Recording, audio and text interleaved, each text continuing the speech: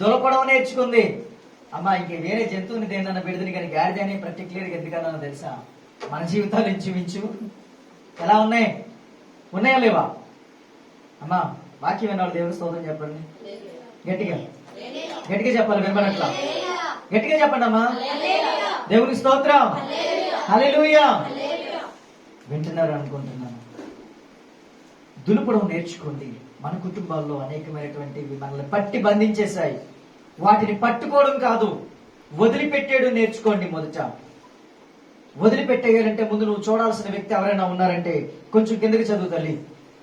వారు మనసులో అనుకుంటా ఉన్నారు, ఏమైంది?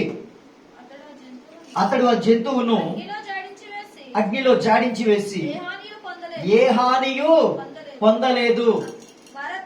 వారు అతని శరీరము వాచునో లేక అతడు అకస్మాత్తుగా చచ్చునో అని కనిపెట్టుచుండిరి. చాలాసేపు కనిపెట్టుచుండిన తరువాత అతనికి ఏ హానియు కలుగకుండుట చూచి ఆ అభిప్రాయము, ఏ అభిప్రాయము? ముందేమనుకున్నారు? వీడొక నరహంతకుడు. ఈ రోజుల్లో నిన్ను కూడా ఎవరైనా చూసి అలా మాట్లాడుతూ ఉన్నారేమో. ఈ రోజు నువ్వు దేనికి పనికిరాని దానివి. ఈ రోజు నీ బ్రతుకు దేనికి ఉపయోగం లేనిది. నీ వల్ల ఎలాంటి ప్రయోజనం లేదు. నీ వల్ల ఎలాంటి ఉపయోగం లేదు. నిన్ను కూడా చులకనగా చూస్తూ ఉన్నారేమో. నిన్ను చూసి మనుషులు హేళన చేస్తూ ఉన్నారేమో. ఆ రోజు పౌలును అదే చేశారు. ఆయన సర్పము చేతిలో చూశారు, ఆయన మంటలో జాడించేసేశాడు. కానీ వీళ్ళందరూ ఏమనుకుంటున్నారు తెలుసా? సముద్రం అతన్ని వదిలిపెట్టింది కానీ ఏం వదిలిపెట్టలేదు? న్యాయం అతన్ని వదిలిపెట్టలేదని చెప్పి సనుగుకున్నటువంటి వారు. ఈరోజు ప్రియులారా గుర్తు పెట్టుకోండి, నిన్ను చూసి ఎంతమంది సనుగుకుంటున్నారో, ఎంతమంది లోపల గుసగుసలాడిపోతూ ఉన్నారో. నువ్వు మాత్రం ఒక్కటే నేర్చుకో.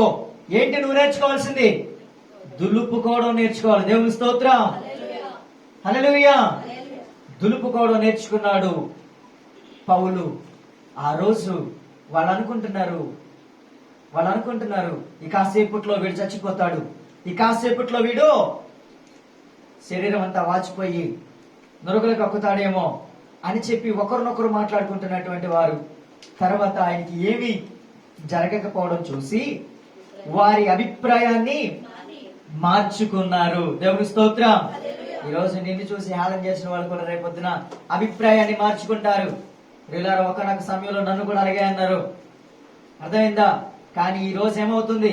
అభిప్రాయం మారద్దే. ఎప్పుడు ఒకలానే మనిషి ఉండడు. ఎప్పుడైతే దేవుని చేతిలో పడ్డాడో పౌలు, అభిప్రాయాలు మారిపోతాయి. ఒకప్పుడు పౌలు జీవితం ఏంటి? ఆయనే అన్నాడు, నేను హింసకుడును దూషకుడును హానికరుడునైన నన్ను ప్రభు ఏర్పరచుకున్నాడు. ఈ రోజు వారి అభిప్రాయం మార్చుకున్నారు. ఒకప్పుడు హింసకుడైన, దూషకుడైన, హానికరుడు అలాంటి వ్యక్తి ఈ రోజు ప్రభువులో ఎలా బ్రతుకుతున్నాడు? క్రీస్తులో ఎలా జీవిస్తూ ఉన్నాడు? ఇతడొక దేవత. చదవండి కావాలంటే బైబిల్ గ్రంథం. ఇతడొక, వారి అభిప్రాయం మానుకుని ఇతడు ఒక దేవత అని చెప్పుకుంటా ఉన్నారంట. దేవుని స్తోత్రం. ఈరోజు నీ జీవితంలో కూడా ఇటువంటి పరిస్థితి వస్తుంది. ఈరోజు నీ జీవితంలో కూడా ఇలాంటి పరిస్థితి ఒక రోజు రాబోతూ ఉంది. నిన్ను చూసి సనుగుకున్నవారు, నిన్ను చూసి చులకనగా మాట్లాడినటువంటి వారు, నిన్ను చూసి నువ్వెందుకు పనికిరావు అని చెప్పి నిన్ను హేళన చేసిన వారు రేపు రొద్దుట వారి అభిప్రాయాన్ని మార్చుకోబోతూ ఉన్నారు. ఇతడొక దేవత. దేవునికి స్తోత్రం. హల్లెలూయా. ఆ పేరు నీకు ఎలా వస్తుందో తెలుసా? నువ్వు ఎవరిలో లీనమయ్యావంటే చూడండి, యెషయా గ్రంథము 43వ అధ్యాయము 2వ వచనం. ఎవరిలో లీనమయ్యావో తెలుసా? నీవు ఎవరిని ఆశ్రయించావో తెలుసా? నీవు జలములలో పడి దాటినప్పుడు నేను నీకు తోడై ఉంటాను. దేవుని స్తోత్రం. పౌలు గారు దేంట్లో నుంచి బయటపడ్డాడు? జలములలో నుండి, సముద్రములో నుండి బయటపడ్డాడు. ఆ తుఫానులో నుంచి బయటపడ్డాడు. ఆ ద్వీపవాసులకు చేరాడు. తర్వాత ఏం జరిగింది? జలములలో పడి దాటినప్పుడు నేను నీకు తోడయుందును, నదులలో పడి వెళ్ళినప్పుడు అవి నీ మీద పొర్లి పారవు. నీవు అగ్ని మధ్యన నడుచున్నప్పుడు కాలిపోవు జ్వాలలు నిన్ను కాల్చవు. యెహోవానగు నేనే నీకు దేవుడను. దేవునికి స్తోత్రం. ఎప్పుడైతే నువ్వు ఆయనను ఆశ్రయించావో, ఎప్పుడైతే ఆయనను నీ దేవునిగా స్వీకరించావో, రేపొద్దుట నిన్ను చూసి వేలెత్తి చూపించిన వారు, ప్రియులారా అర్థమవుతుందా? నిన్ను చూసి వేలెత్తి చూపించిన వారు, నిన్ను తక్కువ చేసి మాట్లాడినటువంటి వారు, రేపటి రోజున నిన్ను దేవత అని ఇలా చేస్తాడు దేవుడు. దేవుని స్తోత్రం. వీడొక నరహంతకుడు అన్నారు ఒకప్పుడు.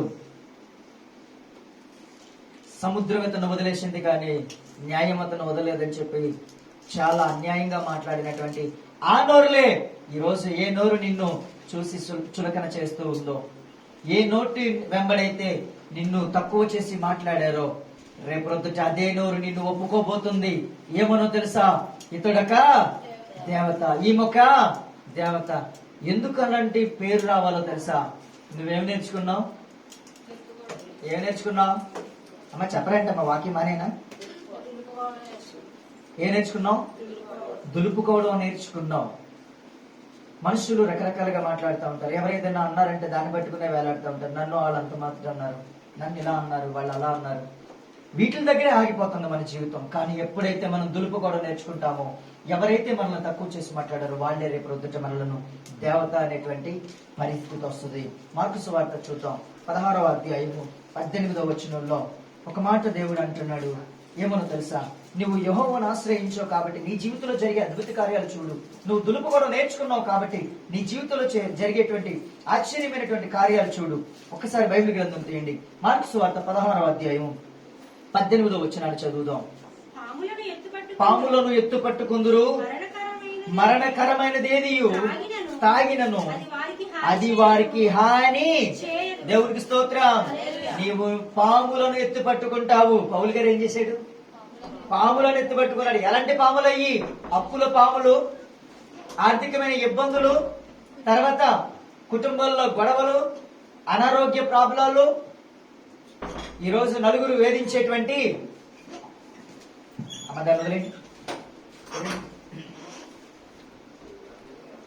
అనేకమైనటువంటి వేధిస్తూ ఉన్నటువంటి ఇవన్నీ పాములే. దేవుడు అంటున్నాడు, వాటన్నిటిని నువ్వు ఎత్తి పట్టుకుంటావు, వాటి వల్ల నీకు ఎలాంటి హాని జరగదు. దేవునికి స్తోత్రం. మరణకరమైనది నువ్వు తాగినను నీకెలాంటి హాని చేయడానికి సరిపోదు.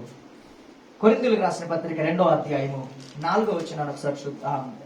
కొరింథీయులకు రాసిన పత్రిక 4వ అధ్యాయం 8వ వచనాన్ని చూద్దాం. 2వ కొరింథీయులకు రాసిన పత్రిక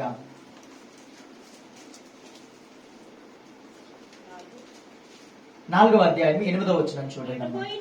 ఎటు పోయినను శ్రమ పడుచున్నను. దేనికమ్మా? ఎటు పోయినను శ్రమ పడుచున్నను, ఇరికింపబడుచున్న వారమైతే కాదు, అపాయములో ఉన్నను కేవలము ఉపాయము లేని వారమైతే కాము. దేవునికి స్తోత్రం. అమ్మా, ఎటు పోయినను శ్రమలో ఉన్నను, మేమైతే దేంట్లో ఇరుక్కోలేదు. అపాయంలో ఉన్నను, ఉపాయం తెలియనటువంటి వారమైతే కాదు. ఏ టైంలో ఎలా ఆలోచించాలో మాకు బాగా తెలుసు.